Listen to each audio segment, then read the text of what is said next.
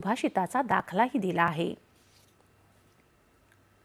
स्वतःचा व्यवसाय सुरू करण्याचं स्वप्न पाहणाऱ्या लाखो लोकांना आर्थिक पाठबळ देणारी प्रधानमंत्री मुद्रा योजना गेल्या 11 वर्षात देशातील उद्योजकतेचं चित्र बदलताना दिसते आहे। लघु उद्योजकांना कर्ज सुलभता देत नोकरी शोधणाऱ्यांपासून नोकरी देणाऱ्यांपर्यंतचा प्रवास या योजनेनं शक्य केला आहे।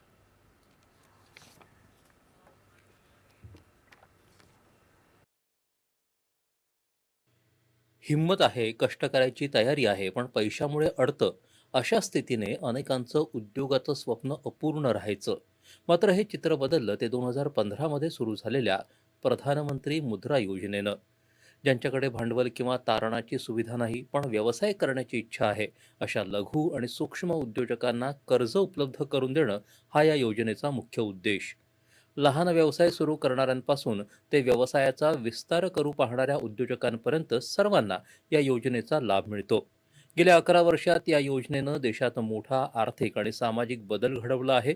आतापर्यंत देशभरात 50 कोटींपेक्षा अधिक कर्ज प्रकरणांना मंजुरी देत सुमारे 40 लाख कोटी रुपयांहून अधिक कर्ज वितरित करण्यात आलं आहे. या योजनेचा सर्वात मोठा परिणाम म्हणजे उद्योजकतेचं लोकशाहीकरण. व्यवसाय केवळ मोठ्या शहरांपुरता मर्यादित न राहता तो छोट्या शहरांपर्यंत आणि गावांपर्यंत पोहोचला आहे. लाखो युवक युवती आता नोकरी शोधणारे नसून स्वतः रोजगार निर्माण करणारे बनले आहेत. महिला सक्षमीकरणाच्या दृष्टीनं देखील ही योजना अत्यंत प्रभावी ठरली आहे. देशभरात सुमारे 70% कर्ज लाभार्थी महिला आहेत. त्यामुळे महिलांनी स्वतःचे उद्योग सुरू करत आर्थिक स्वावलंबनाचा मार्ग स्वीकारला आहे. सेवा क्षेत्र, व्यापार, उत्पादन आणि शेतीपूरक उद्योग यामध्ये या योजनेचा मोठा प्रभाव दिसून येतो. महाराष्ट्रातही या योजनेचा प्रभाव ठळकपणे दिसून येतो.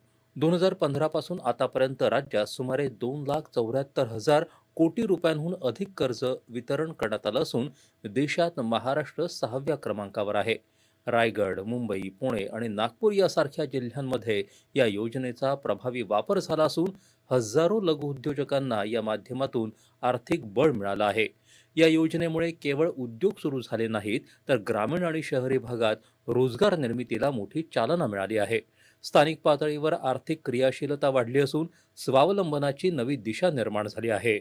एकूणच प्रधानमंत्री मुद्रा योजना ही केवळ कर्ज पुरवठा योजना नसून देशातील उद्योजकतेला चालना देणारी, आर्थिक समावेशनाला बळ देणारी आणि आत्मनिर्भर भारत संकल्पनेला प्रत्यक्षात उतरवणारी महत्त्वाची योजना ठरली आहे.